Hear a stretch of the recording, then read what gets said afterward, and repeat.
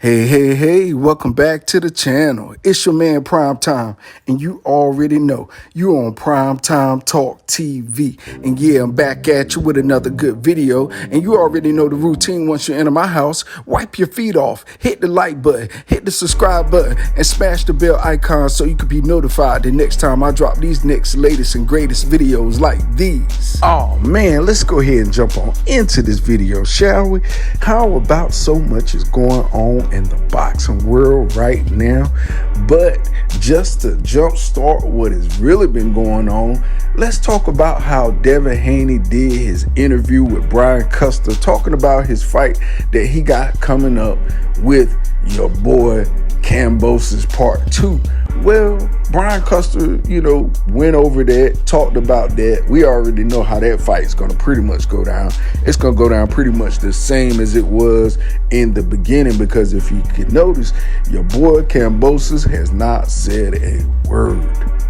Now, that right there, to most people, they'll say, oh man, well, that means Kambosos is really working on his craft. He's going to shock the world. He's going to upset Devin Haney. He's going to show him a different Kambosos that he's never showed before. He's going to fight a different style because he got the videotape of how he lost to Devin Haney. So he's going to learn how to beat Devin Haney.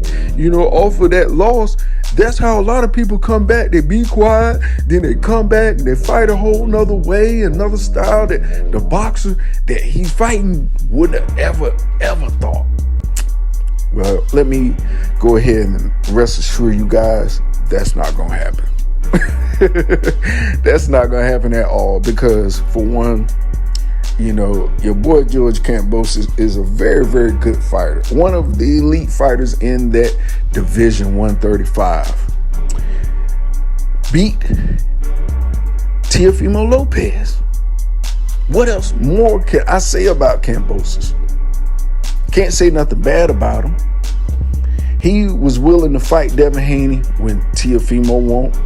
When Ryan Garcia, when Devin Haney got in the ring and Ryan Garcia faced at the end of the fight, at the end of his fight with Luke Campbell, remember? And challenged Ryan Garcia. Ryan, oh yeah, let's make it happen. And as you can see, that fight has never happened. But Devin Haney has fought everyone he has challenged that has challenged him back. Remember when Jojo Diaz was, oh, I don't want to fight Devin Haney, I want to fight Ryan Garcia. And then that fight went through. It fell through. I mean, not went through, but fell through. And then you had Devin Haney pick up the piece and say, you know what, I'll fight Jojo Diaz. Jojo Diaz was kind of hesitant at first. He was saying little slick stuff back, boy, I ain't scared of you, fool. And then got in the ring and got lit up. Got beat, got handled. And see, what people don't realize is that Devin Haney is just getting better and better and better, because he is challenging himself. He's saying that I have no fear to lose my O. If somebody take it, it gotta go. But whoever try and take it, boy, they gonna take some beatings back with them. And that's the type of Devin Haney you have. Willing to fight anybody. Remember, he was chasing down Rolly Romero. Went to New York. Had a picture of Rolly Romero missing on a milk carton on his t-shirt in New York, in this boy hometown. Calling him out on Instagram. And do you know, your boy Rolly Romero was quiet as a lamb. Matter of fact, he might as well be in the church choir, the little candle boy, the one that just got ordained to be the candle boy, that ain't started singing yet, ain't really learned the words. That's how quiet Rolly Romero was versus Devin Haney. But as you notice, Rolly Romero, boy, he'll say anything and everything against anybody that he really know he probably ain't gonna get no fight with, or that's the person he want to fight with because the money, I guess. That would be the only thing, because I know he got a good payday against Gervonta Tank Davis. Sure he did. But I'm pretty sure he's going to need another payday pretty soon. And that's why, he calling out Errol Spence. He's like, man, I'm a big 140, man. Forget ain't no names in 140. I'm moving up to 147. I want to knock out the ugly Errol Spence with them googly eyes.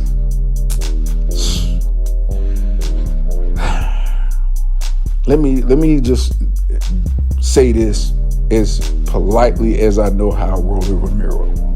I like you. You're good for business. You're good for boxing.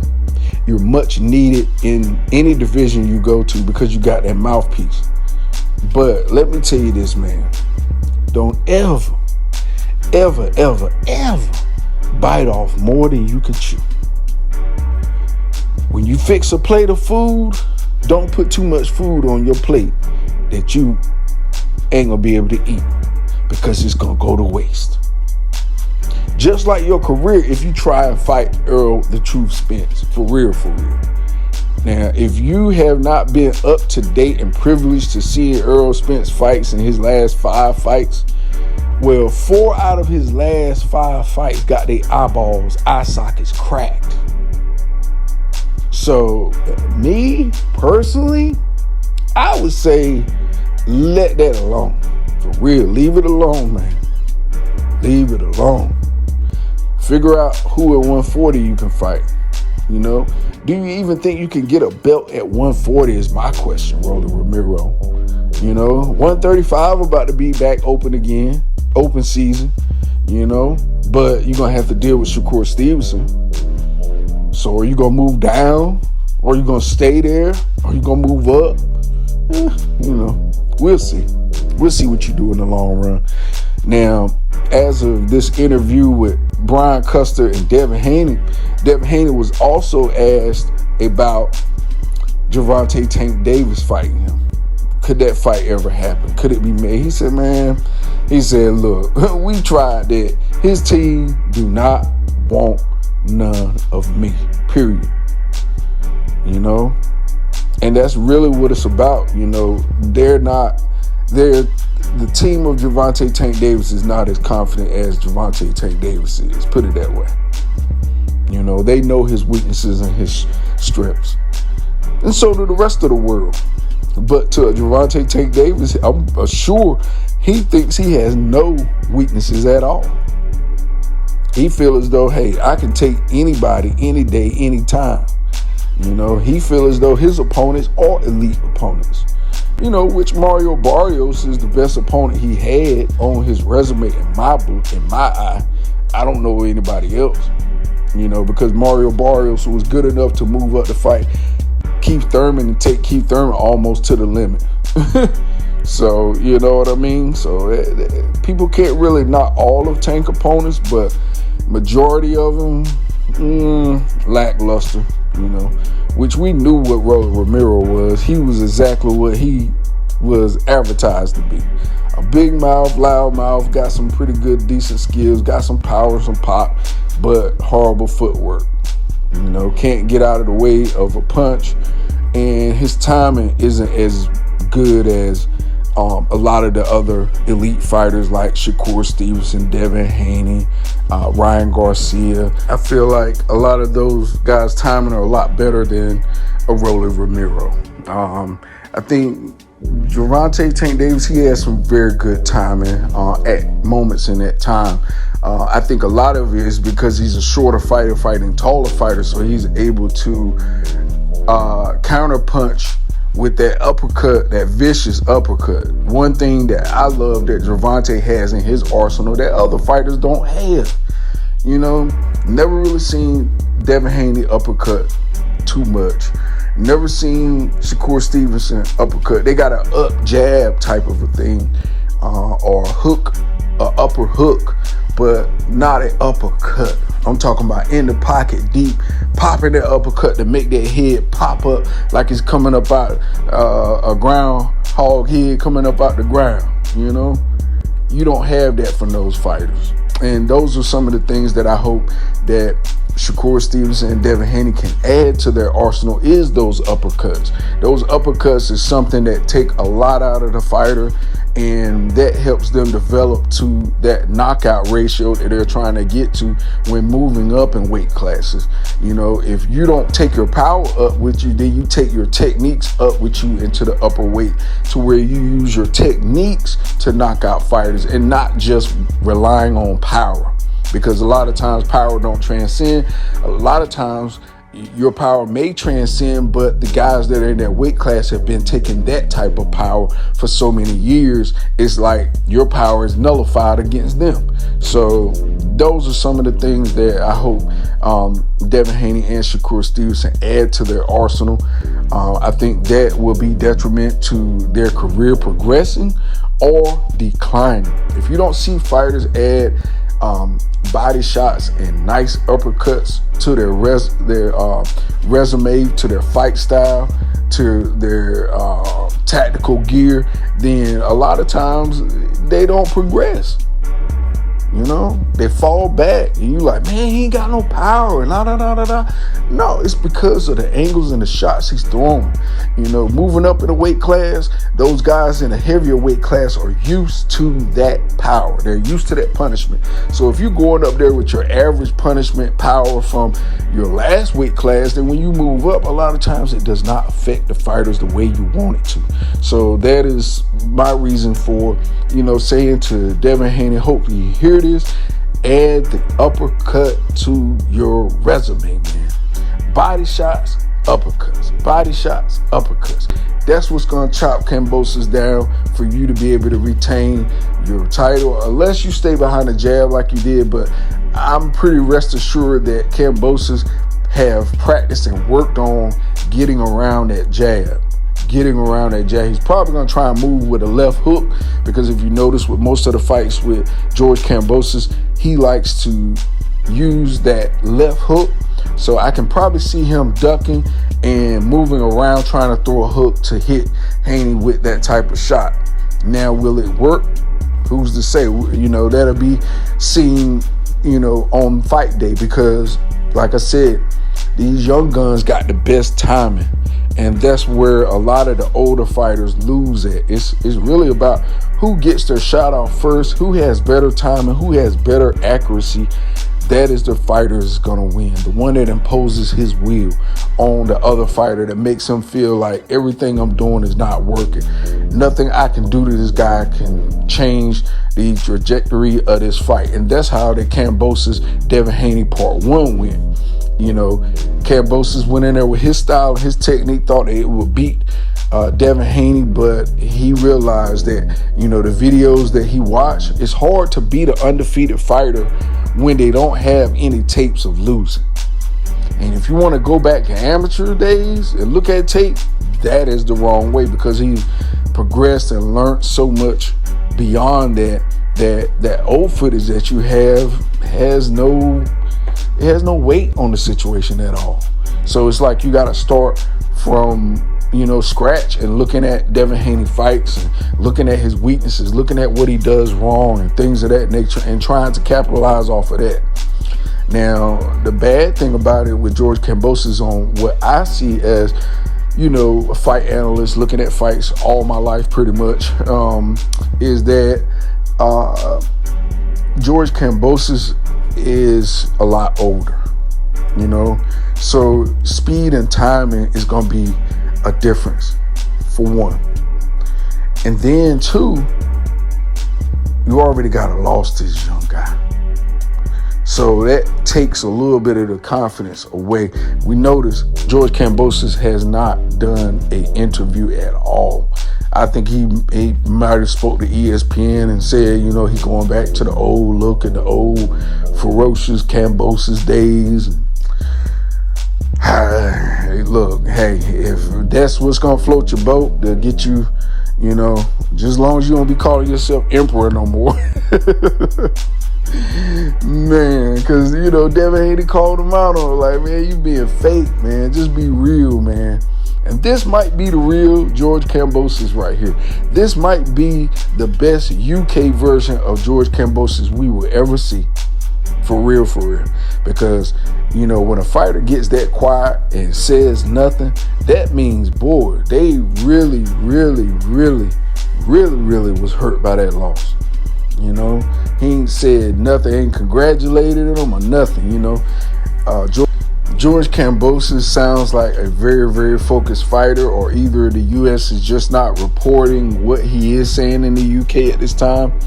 But I can say this much is that Australia has gotten probably the best boxer, young boxer of this era to come out to Australia to perform, to put everything on the line, to put his belt, his money, his fame, his name, his boxing record, his flawless boxing record on the line in uncharted territory, because no young lightweight has ever went and won undisputed. Definitely no black young undisputed champions ever came out of Australia in the history books.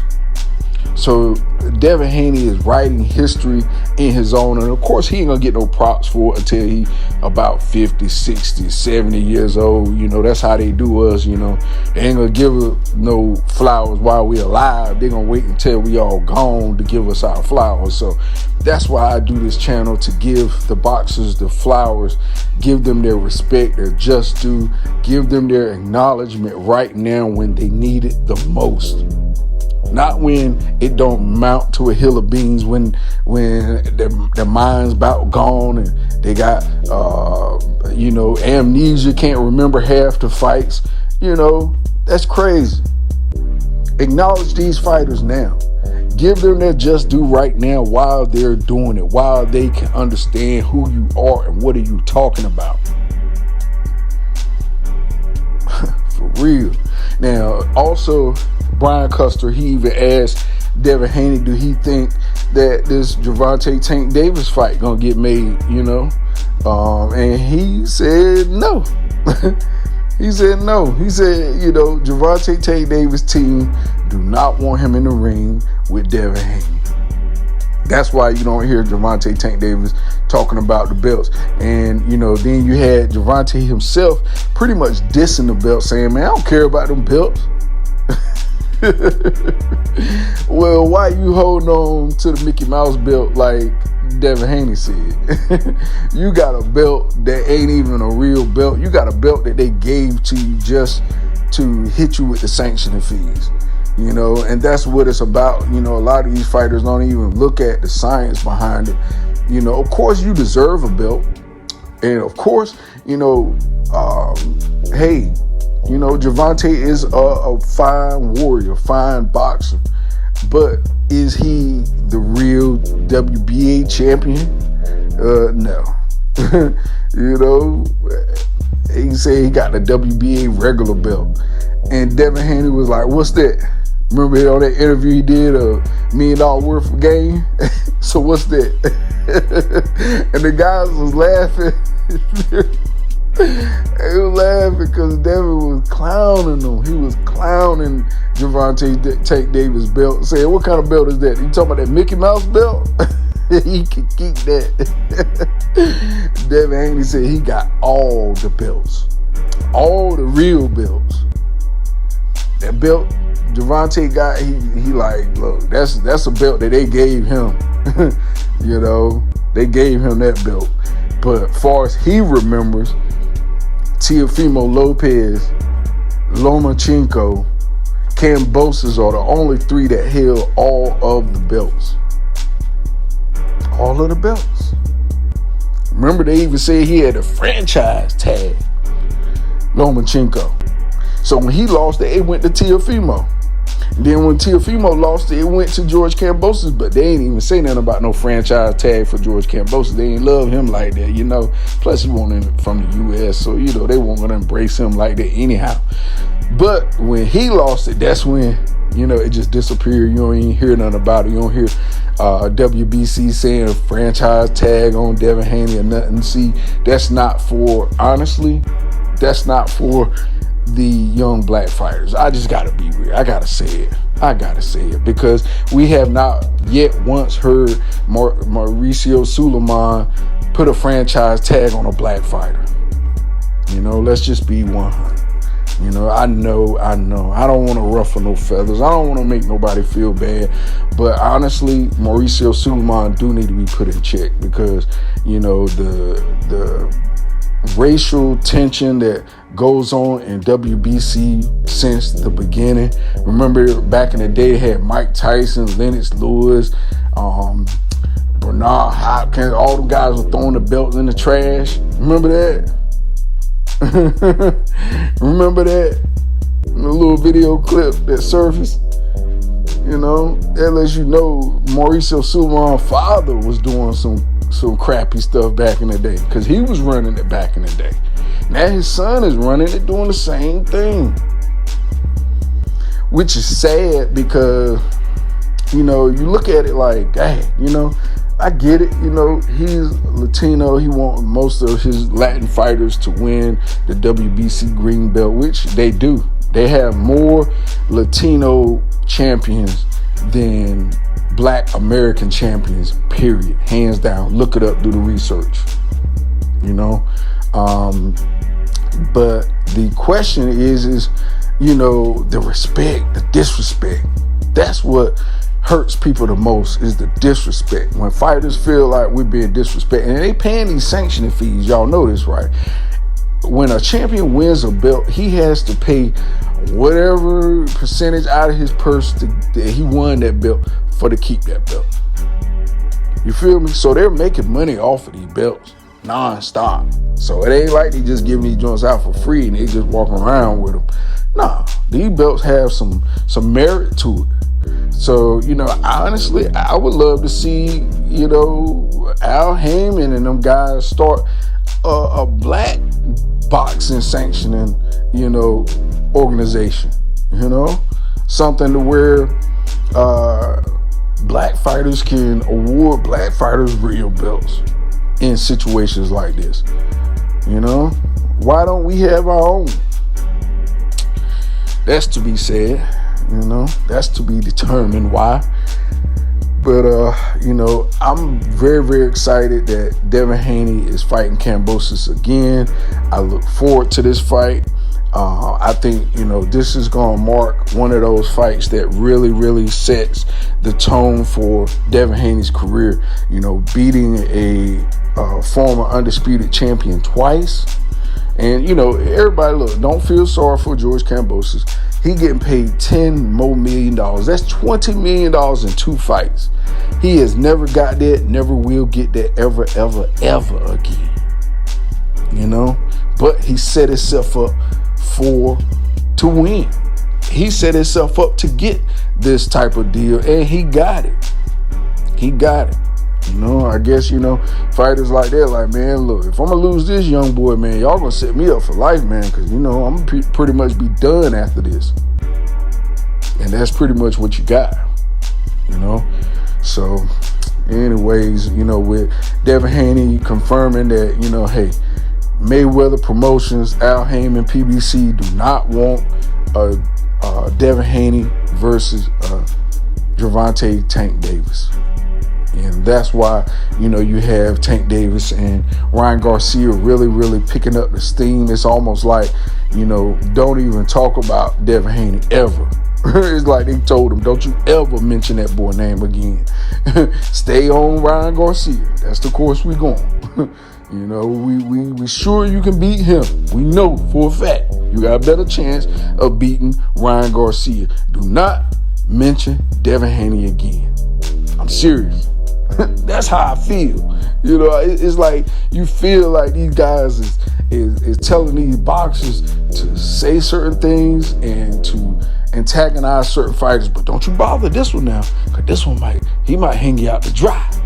Man, I could beat him. Now you look. We know you think you in your mind you can, but look, just listen to me. I'm the expert. You know, I've been working with XYZ for XYZ. Just listen to me and do what I say. You go out there, you call this other boy out. You call that Ryan Garcia out, but don't you mention nobody else yet. We gotta do this thing strategically. You know, so Anyway, that's all I got for you in this video. You already know the routine when you leave my house. Hit the like button, hit the subscribe button, smash the bell icon so you can be notified the next time I drop these latest and greatest videos here on Primetime Talk TV. And I'm on social media everywhere. Definitely go to the website, primetimetalktv.com, and cop you some merch. Some good merch up there on my website, y'all. All right, y'all. Peace.